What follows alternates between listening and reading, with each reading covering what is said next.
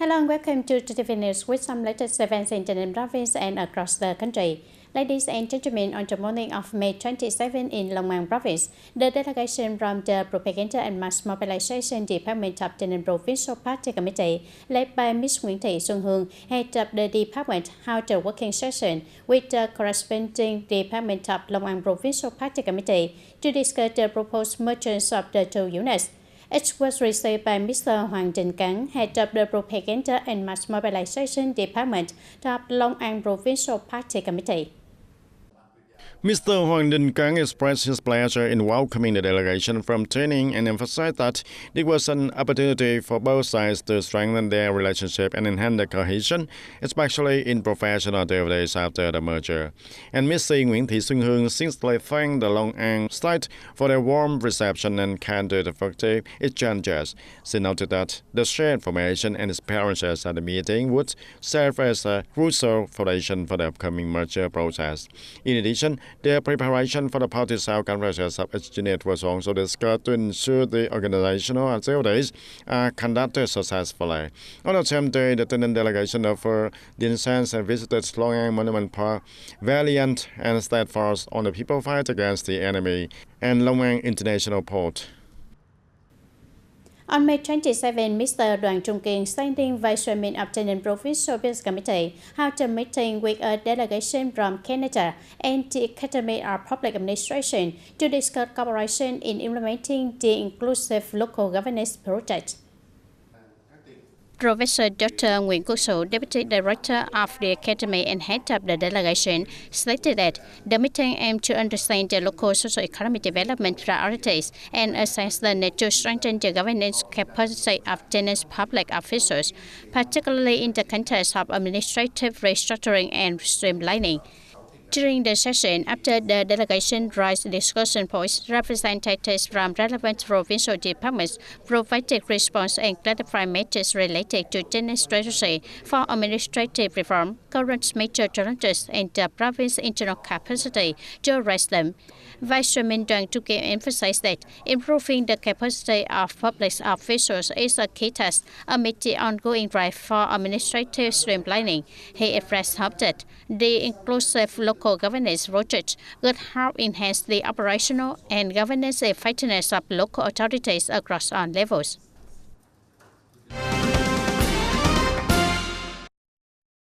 As support of the 2025 Legal Support Program for Small and Medium-Sized Enterprises, on the afternoon of May the 27th, the Department of Justice, in coordination with the Ministry of Justice Department of Legal Examination and Acts, held a dialogue conference hearing the key legal notes in startups, a risk management perspective. The event was chaired by Mr. Phạm Văn Đặng, Director of the Department of Justice. At the conference, the Master Hoàng Minh Chiến, Senior Lecturer at Hanoi Law University, presented on the legal considerations for startups under the enterprise law and approaches to risk control. The event provided a platform for startups and innovative businesses to share their ideas and assess legal knowledge, helping them build a foundation for legal compliance and risk management.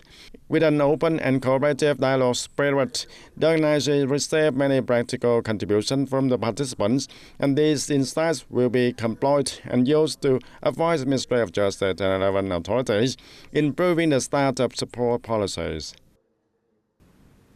Ladies and gentlemen, the proposal to abolish the death penalty and replace it with life imprisonment without parole for 8 crimes, including embezzlement, bribery, and illegal drug trafficking in the draft amended penal code, is drawing attention from National Assembly deputies on May 27. Some deputies worry that removing the death penalty could weaken the law's deterrent effect and lead to more complex crime situations.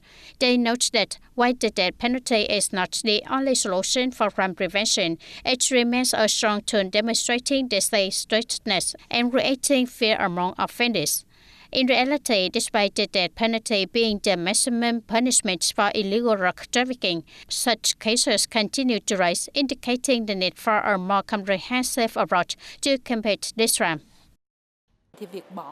We are abolishing the death penalty for this round, reduce the number of cases and offenders, is releasing it with life imprisonment without parole enough to deter offenders who operate across processes and countries. This is not just about hardship, but also about a blatant disregard for the law and right. Deputies also expressed concern that amid Vietnam's intensified anti-corruption and anti-drug trafficking efforts, replacing the death penalty might weaken the determination and effectiveness of these efforts. This needs careful consideration as we strengthen the fight against corruption and drug trafficking. Removing this offense from the death penalty list could lessen the seriousness of these efforts. Meanwhile, some view the proposal as a humanitarian policy, aligning with international trends and offering offenders a chance for rehabilitation. However, its implementation requires careful calculation to balance humanity with deterrence, especially as Vietnam intensifies its fight against corruption and drug crimes.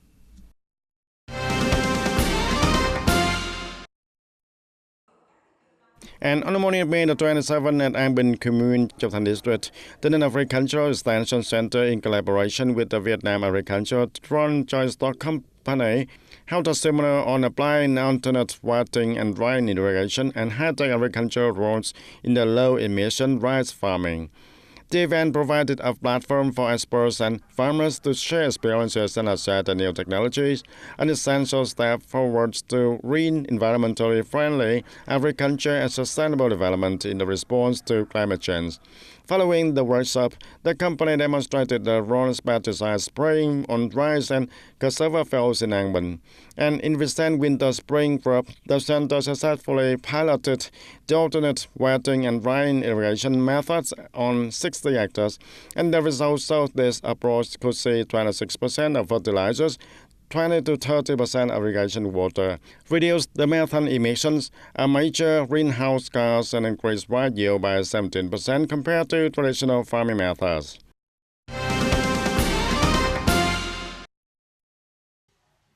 To strictly implement directives from the Prime Minister and TayNinhTV Provincial Appeals Committee, TayNinhTV Department of Industry and Trade has officially extended the schedule for food safety law compliance inspections. Previously planned to run until May 31st, 2025, the inspection period will now continue until June 15, 2025, to align with Directive number 13 and official telegram number 65 from the Prime Minister, as well as the province's latest decisions on anti-smuggling and counterfeit goods control. The inspection will continue to focus on food production and trading establishments, aiming to detect and strictly handle violations, protect consumers, and ensure food hygiene and safety among ongoing market complexities. The audience from Cotton River flowing through TayNinhTV province for over 105 kilometers is vital for agriculture, daily use, and regional economic development. Recently, local authorities reported localized pollution in the river, making it urgent to identify the causes to protect water resources. Since late April, hundreds of households along the river in Châu Thành district and Hoa Tân town have complained about the water turning black with a food odor, and locals suspect wastewater discharge from the nearby sources, including the hospital and markets. I'm not sure exactly where the wastewater comes from. The people say it might be from a company or somewhere else, but at the time it smelled very bad and the water turned completely black. That's when all the fish died. About a week ago, the river was polluted for 3 to 4 days, and the people collected several hundreds of kilograms of the dead fish, and probably water hyacinths were also sweated and decomposed, causing pollution. And sometimes it's from the cassava factory's wastewater, but this time it's not. According to the Department of Agriculture and Environment, many residential and urban areas live along Vam Cotton River in the province. It is estimated that about 50,000 cubic meters of untreated domestic wastewater is discharged daily from the urban areas into the river, and additionally, nearly 2,977 production and service facilities directly release about 8,000 cubic meters of wastewater daily into the river environment. From my perspective, the pollution usually starts at the beginning of the rainy season due to a lack of urban wastewater treatment system, so the wastewater flows from the city drainage systems into the river. And the Department of Construction has also coordinated with the contractors and the Department of Agriculture and Environment to inspect and identify polluted areas and serving as a basis for effective treatment plans. On May 23rd, the People's Committee ordered stricter controls on the wastewater discharge, studied the riverbeds and dredging plans, and accelerated investments in urban wastewater treatment infrastructure to meet environmental standards before discharge. And the Department of Agriculture and Environment estimates about 50,000 cubic meters of untreated domestic wastewater and 8,000 cubic meters of industrial wastewater are discharged daily into the river from the urban and production facilities. And officials note that while the water hazards removal efforts are ongoing, the pollution is likely caused by untreated wastewater from urban drainage systems, especially during the early rainy season's rains. Turn to domestic news. On the sidelines of the 46th Asian Summit and related high-level meetings, Prime Minister Phạm Minh Chính met with Prime Minister Son-Say Sivandorn on the afternoon of May 26.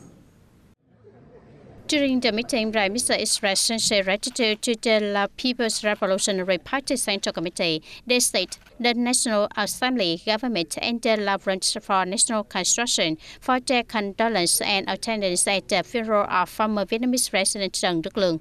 He affirmed that Vietnam highly values its relationship with Laos and remains committed to fostering a strong, sustainable partnership. Prime Minister Son-Say Sivandorn reaffirmed that the Lao government will work closely with Vietnam to effectively and rapidly implement key joint projects, especially in celebration of significant milestones between the two parties and states in 2025. On the morning of May 27, Deputy Prime Minister Hồ Đức Phước held a working session with Mr. François Corbin, Vice President of MEDEF International and Special Representative of the French Minister for Europe and Foreign Affairs for Economic Relations with Asia, along with representatives from over 40 French enterprises. Welcoming the French business delegation to Vietnam, the Deputy Prime Minister Hồ Đức Phước emphasized the Vietnamese government's appreciation for the MEDEF's role in improving the trade and investment cooperation. Mr. Corbin noted that the France and other countries are impressed with the Vietnam's strong economic growth in recent years. Both sides have agreed to co-organize the facilitate connections, investment forums and conferences in France and to facilitate connections between the French companies and Vietnamese ministry sectors and localities to foster collaboration in the key areas and develop effective investment projects.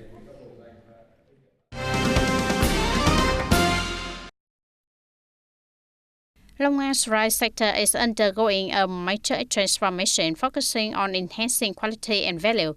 The province aims to secure high-quality rice varieties to boost economic returns.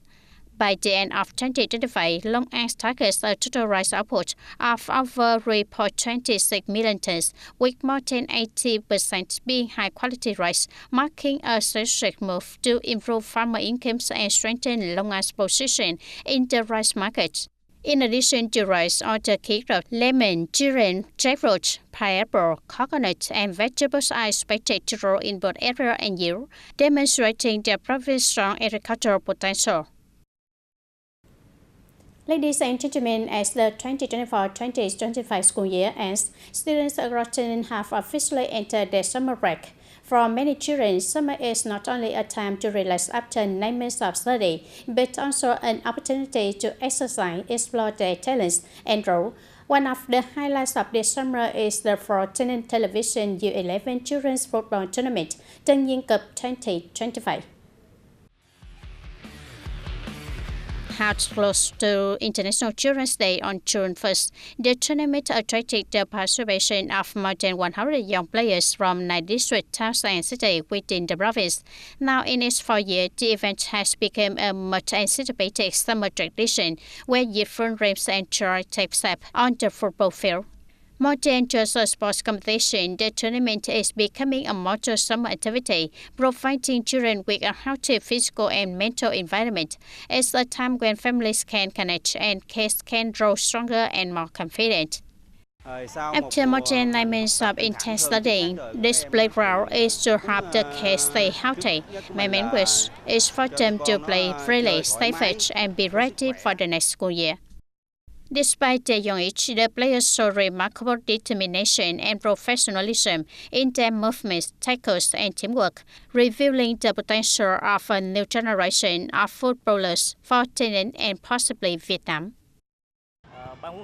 We don't put pressure on results, we just want the kids to give their best, because having such a meaningful playground is truly valuable. It's a chance to show their full potential. Returning players demonstrate clear role not just in their skills, but in sportsmanship and maturity both on and off the field. This is my third time participating in the TayNinhTV Cup, and I'm honored to be team captain. I hope my teammates and I will do our best in the upcoming matches and win. Jointly organized by TayNinhTV television station, the Departments of Culture, Sports and Tourism, and Education and Training, and sponsored by TayNinhTV Company Limited, this annual tournament is becoming a beloved summer tradition. It's a place where passion is planted, athletic spirit is nurtured, and big dreams begin with a simple rubble. And that's all for today's TTV News. Thank you for being with us, and goodbye for now.